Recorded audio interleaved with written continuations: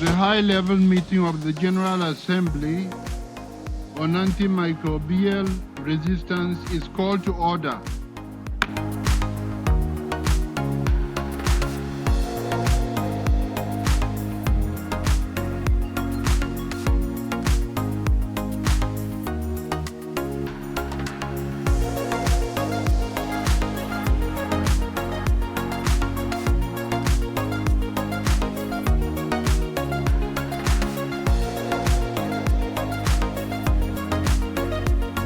So AMR is one of the biggest challenges we face. We know that it already kills more than 1.25 million people each year globally.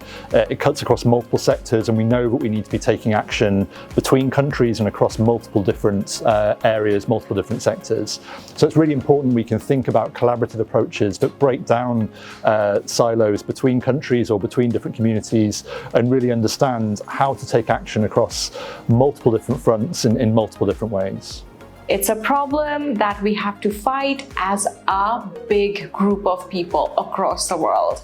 And I think what's really unique and exceptional about CAMO-Net, it is bringing together diverse groups to work on a problem that's affecting all of us. CAMO-Net is a platform that is allowing countries in the global south to get to know each other. A lot of us across different countries face similar problems, and we are trying to find different solutions by ourselves, but they will be so much better if we can share solutions, right? And we can discuss what our problem is and figure out what has worked for someone, or more importantly, what has not worked, so that we don't do the same thing again and fail. The Fleming Initiative is a global initiative under the patronage of His Royal Highness the Prince of Wales, and it's based on, as we approach the 2028, which is the centenary of the discovery of penicillin, what can we do in really shifting the needle when it comes to antimicrobial resistance?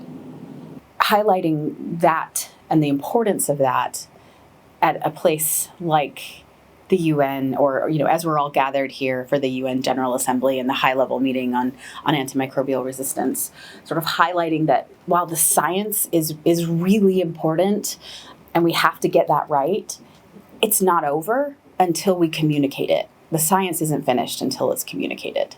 It can be a very nebulous topic outside of people familiar with it, but it affects everyone. Everyone will experience some sort of infection throughout their lives, and the drugs we use to treat those infections don't always work, and increasingly so, that's the case. Stories like mine and other members of the WHO task force of AMR survivors highlight this exactly. It can happen to anyone and everyone, and it's important that there is more public awareness of this challenge that has global significance. So we're here this week for the high-level meeting on AMR, which is happening on Thursday. It's the second time there's been a high-level meeting, and it's a big deal in terms of global political leaders coming together to talk about how the world responds to a major challenge like AMR. It's an area that Wellcome's been active in for around 10 years now, so it's a big priority for us to be able to engage with this process and really understand what's being discussed and how world leaders are engaging with the issue of AMR. There are lots of side events going on, lots of discussions around research in the space, what happens next beyond the high-level meeting.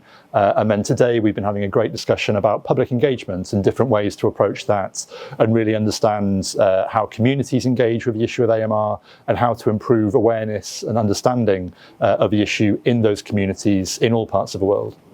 We had a number of panelists from around the world, from Uganda and Bangladesh, for example, who were talking about ways that they have made AMR relevant to their communities and their context, and ways that they have used drama, dance, and song and narrative to contextualize a really complex scientific concept that really resonate with people. So this specific advocacy program has two components. It has the music, dance, and drama component, where we use music, dance, drama, and by that I mean we bring out the different health messages through the different dancing, music, and acting techniques to reach out to a number of communities in Uganda. This idea or notion around using the arts to engage people.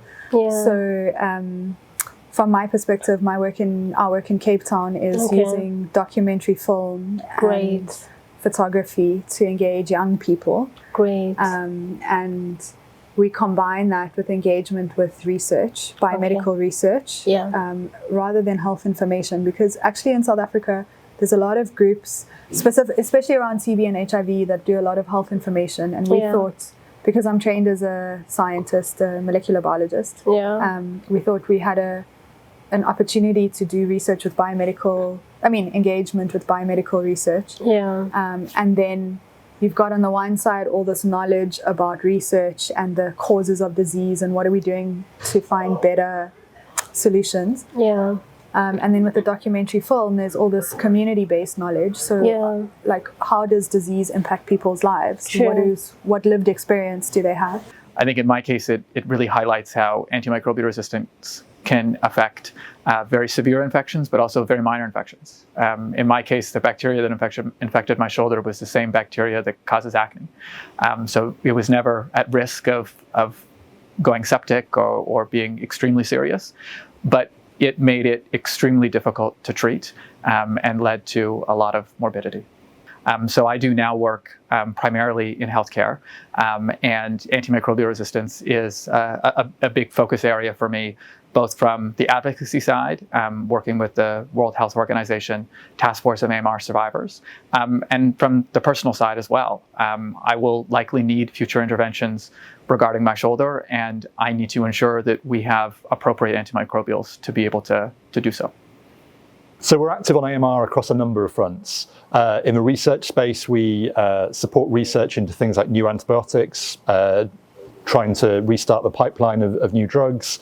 We invest in supporting our understanding of the AMR burden globally, things like a recent study called the GRAM study, which gives us very good detailed understanding of the global burden of AMR and how that might evolve in the future.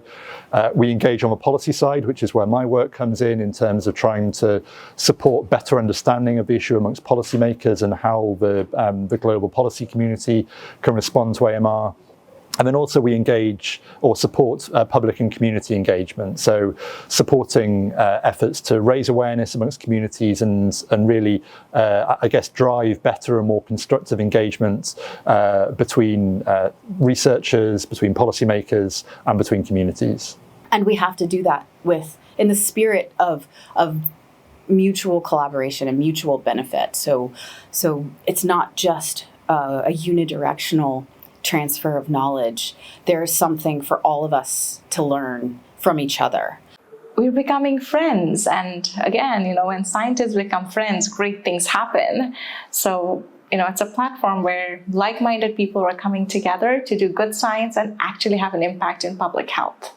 So I think this has been a very big year for AMR. It's been on the global political agenda across the United Nations, at the WHO. I was also at the G20 Health Working Group in Brazil earlier this month. And that's fantastic. I think it's important coming out of UNGA and the high-level meeting later this week that this isn't just a moment for antimicrobial resistance, it's the beginning of a movement, and a sustained movement that we can continue to make progress on over the next number of years. Our approach to antimicrobial resistance is very different. It's interdisciplinary. We're really not just looking at hardcore science, which is critical and important, but we're also looking at behavioral sciences. How could we engage citizens globally?